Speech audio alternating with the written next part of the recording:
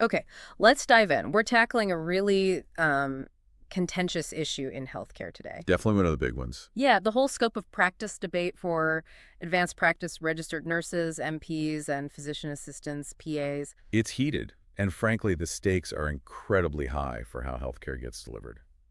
So, our goal here for you today is to really unpack the core arguments, cut through some of the rhetoric. Right, we want to synthesize these competing claims.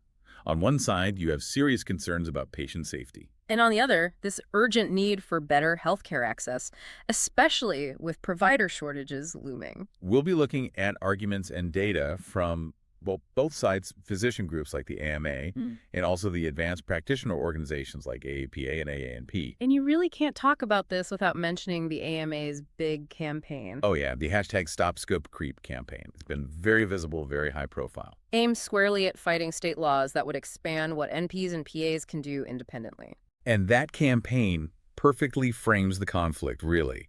It's the AMA pushing back against this movement towards full practice authority, or FPA for nurse practitioners. And something similar for PAs, they call it optimal team practice. Exactly. And look, this isn't just some internal professional squabble. It genuinely impacts patient care costs. And how we're actually going to staff clinics and hospitals in the future, it's deeply political too. Absolutely. So let's start with the physician perspective, the argument behind that hashtag Stop Scope Creep hashtag. Okay, so the AMA and groups like the American College of Emergency Physicians, ACEP, what's their core message? It really centers on training and education. They emphasize quite strongly that physicians have the most extensive education and, crucially, the most clinical training hours. And their argument follows that expanding the scope for NPs and PAs who have less training, well, that it could potentially jeopardize patient safety. Right. They argue it might lower the quality of care, maybe even increase costs in the long run. They really hammer home the training difference, don't they? Those numbers are stark. They are pretty dramatic. ACP puts out data showing physicians, MDs, or DOs need 11 years or more of training, including that intensive residency period. And that adds up to how many clinical hours, minimum? A minimum of 12,000 clinical hours postgraduate during residency. That's the benchmark they constantly point to. Okay, 12,000 hours. And compare that to NPs. For NPs, the total training time is usually around 5 to 8 years, but the minimum required clinical hours for certification can be as low as 500. Wow, 500 versus 12,000 minimums? That's a huge gap. And PAs? PAs typically have about 7 years of training total, and their clinical hour requirements often fall somewhere between NPs and physicians, but still significantly less than that physician residency standard. So the AMA basically positions that intensive 12,000-hour residency as the non-negotiable standard for safe, independent practice. That's the crux of their safety argument, yes. It's about that supervised, hands-on experience. And they're not just talking about it, they're acting on it. This fight against scope creep is a major pillar of their strategy. A core component, yeah. They launched what they call a recovery plan for American physicians, and stopping scope expansion is right at the top of the list. Have they been successful? Very.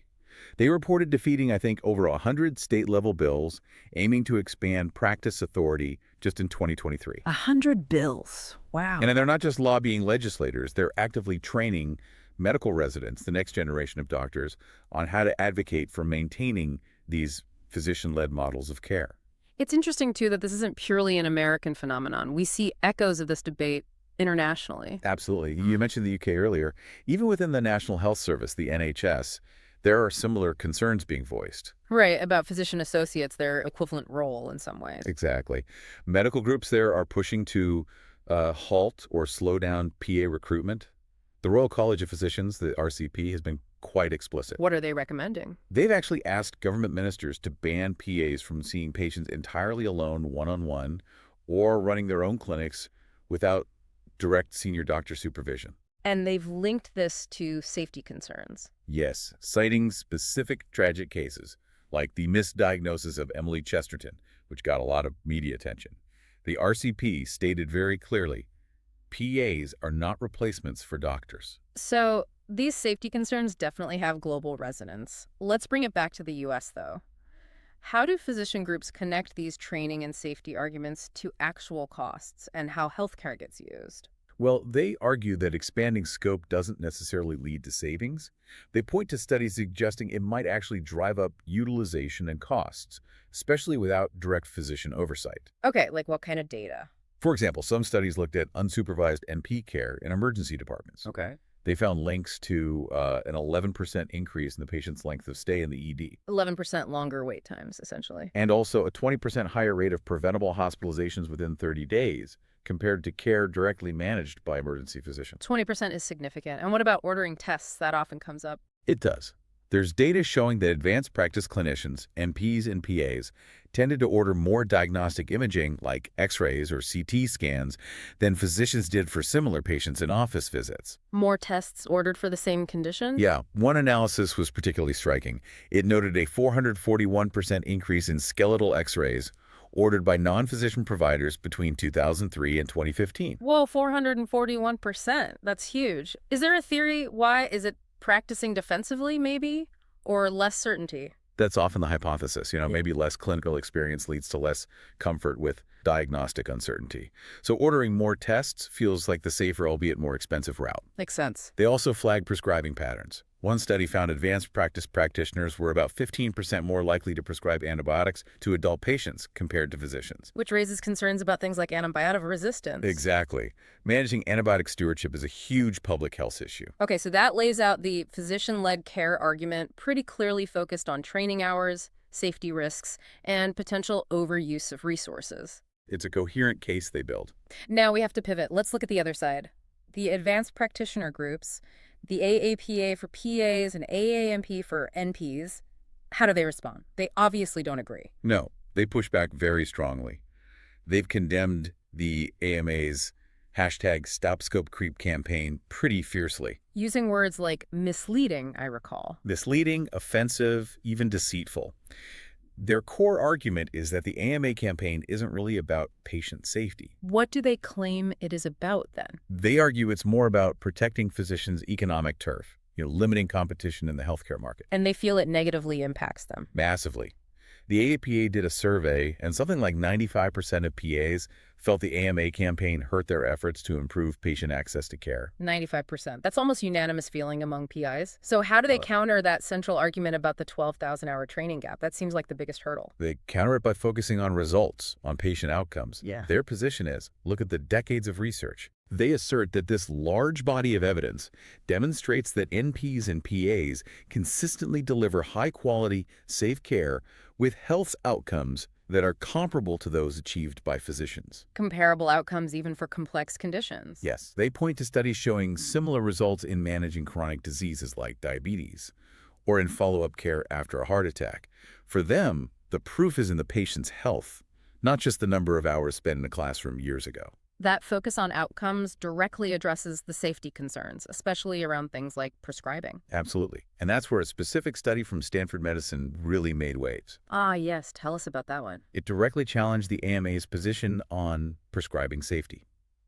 The researchers looked specifically at prescribing patterns for older Medicare patients, people over 65. A particularly vulnerable group for medication issues. Exactly. And they used the Beers criteria to assess the appropriateness of the prescriptions. Let's clarify Beers criteria for listeners. That's basically a standard list of potentially inappropriate medications for older adults, right? A safety checklist. Precisely. It's a widely recognized gold standard for safe prescribing in the elderly. And the study found. What did it find? It found that nurse practitioners were just as safe as physicians, as MDs, when their prescribing was measured against the Beers criteria. Equally safe, according to that standard. That's a powerful counterpoint. It really reframed the argument. Instead of saying restrict NPs because they might be less safe, the study suggested something different. Which was? The researchers proposed that policymakers should focus on identifying and addressing subpar prescribing performance across all clinicians, whether they're an MD, an NP, or a PA. Don't target a whole group. Focus on individual competence. Shift the focus from the type of license to the quality of the actual practice. Exactly. Performance metrics over professional title. Beyond demonstrating safety and quality parity, though, the biggest driver for the NP and PA push seems to be access, right? The workforce shortage issue. That's the huge imperative. We're facing a projected shortage of, over 120,000 providers by 2030. It's a massive gap. And NPs are a growing part of the workforce. They're the fastest growing segment in primary care, actually.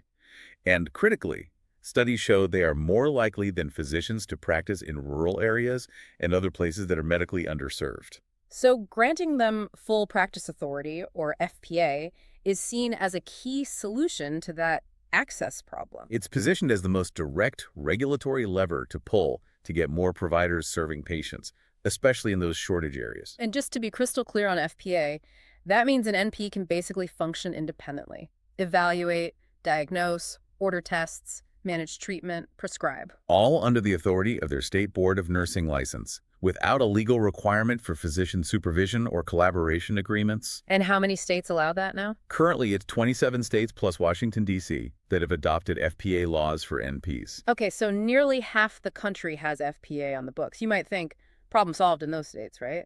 More access. Ah, if only it were that simple. This is where we get into what you call the regulatory labyrinth. It's much more complex than just the state law. Because even in those FTA states, there are other barriers. Exactly. NP practice authority technically falls into three buckets: full, reduced, or restricted, depending on the state. But even in the full states, you find all sorts of institutional rules and organizational policies. Like internal red tape. Pretty much. These policies often end up restricting what NPs and PAs can actually do in their workplace, sometimes much more than the state law itself allows. Can you give some examples? What kind of internal barriers are we talking about? Oh, things like outdated hospital bylaws that haven't caught up with the law, so NPs might not be able to get full admitting privileges, or issues with insurance paneling and credentialing. Sometimes hospitals still require a physician co-signature on routine orders, even if the state doesn't. So paperwork hurdles, basically. Yeah, or even just not being allowed to be listed as the attending or primary provider of record for certain services. These things really hamper day-to-day efficiency, even with the support of state law. And removing these internal barriers isn't just about convenience. There's a real economic argument too, right? Absolutely. We saw one economic analysis focusing on Tennessee. It projected that if APRNs there were granted FPA and those internal barriers were reduced, Yes. it could generate something like an additional $3.2 billion in economic output for the state by 2025. That suggests a huge amount of suppressed healthcare capacity and economic activity. 3.2 billion just in Tennessee. Wow. It really highlights the potential impact. It really does. And this brings us to an interesting point about how physicians actually perceive teamwork when they're in it. Because the political rhetoric from some physician groups is quite strong against expansion. But what about doctors on the ground? Well, survey data shows that about 59%, so nearly 6 out of 10 physicians, report working routinely with PAs and NPs. Okay, so it's common practice. Very common. And here's the key part. The vast majority of those physicians who work in teams say the impact on their practice is positive. Positive in what way? What are the main benefits they see? It really comes down to efficiency and being able to see more patients. About 2/3 said working with PAs or NPs allowed them to care for more patients overall. That's a big deal for access. Yeah, increases capacity. And almost the same number, or around 63 to 65%, said it improved their own time use, letting them focus on more complex cases, presumably. So in practice, it seems many physicians find that having PAs and NPs on the team helps them work more effectively, maybe practice at the top of their own license. That's certainly what the data suggests. It frees them up. Which leads us to a really crucial study, I think. The one looking at community health centers, CHCs. It highlighted something called the productivity paradox. Yes, that study was fascinating because it found that just changing the state law, just liberalizing the NP scope of practice rules, didn't automatically lead to more patient visits overall in those CHCs. Really? So FPA alone wasn't enough to boost patient volume? Why not? Because the law change is only one ingredient. The study did find that NPs became more productive. They saw more patients per hour or per day, but only under specific conditions. What conditions? Their productivity increased if they worked in a CHC that already employed a high number of advanced practice clinicians, and crucially, if that CHC also invested in more support staff. Support staff like medical assistants, lab techs. Exactly. MAs, lab staff, front desk personnel. The NPs could only leverage their expanded legal scope to see more patients if the clinic provided the necessary infrastructure and team support around them. So the takeaway is that legal freedom isn't enough. You need the organizational structure and resources to actually make it work efficiently. Precisely. Changing the law is kind of pointless if the Clinic workflow, the staffing ratios, the internal policies don't also adapt to let those NPs practice to the full extent the law allows. This has been, well, a really important deep dive. It's such a complex and frankly emotionally charged debate. It truly is. You have these competing forces, Mhm. state laws, internal hospital or clinic rules, deep-seated professional identities. All clashing against this undeniable urgent need to get more healthcare to more people, especially with these provider shortages we keep talking about. And I think the ultimate takeaway, looking at all this evidence, is that success isn't just about passing FDA laws. That's necessary, perhaps, but it's definitely not sufficient. It's more about the organization. It seems to be much more about the organizational commitment. Are clinics and hospitals truly set up to use everyone on the team, physicians, NPs, PAs, MAs, everyone effectively? Hmm? Do they have the support staff? Are the internal policies streamlined? So the goal shouldn't just be winning a legislative turf battle. Right. It should be about making sure the team approach, however it's led, is actually efficient, sustainable, and delivers good care. That seems to be where the evidence points. Okay, let's leave our listeners with a final thought to chew on, something that kind of ties back to the motivations behind this debate. There was a really interesting finding in that physician survey data we mentioned earlier. What was that? The researchers found a positive correlation. Physicians with higher personal incomes were actually more likely to agree that PAs and NPs improve their clinical practice across multiple dimensions: efficiency, patient care, their own satisfaction. Wait, so doctors earning more money were more likely to see the value PAs and NPs brought to their practice? That's what the data showed. Higher income correlated with a higher perception of positive impact from PAs and NPs. That's quite provocative. What might that imply? Well, it makes you wonder, doesn't it? Does this suggest that maybe some of the resistance to expanding scope of practice isn't purely about patient safety concerns in every case? You mean, could it be partly related to organizational factors, how roles are defined, how teams are structured, maybe even how the financial benefits of that team structure are shared? It raises the question, is the core fear always clinical risk? Or is it sometimes about economic competition or organizational structures that haven't quite figured out how to integrate and compensate everyone on the team equitably? That's a really crucial distinction. Clinical concern versus structural or financial concern. Something definitely worth thinking about as you encounter these debates about healthcare access in your own community. Absolutely. It adds another layer to consider. Indeed. Thank you for joining us for the deep dive.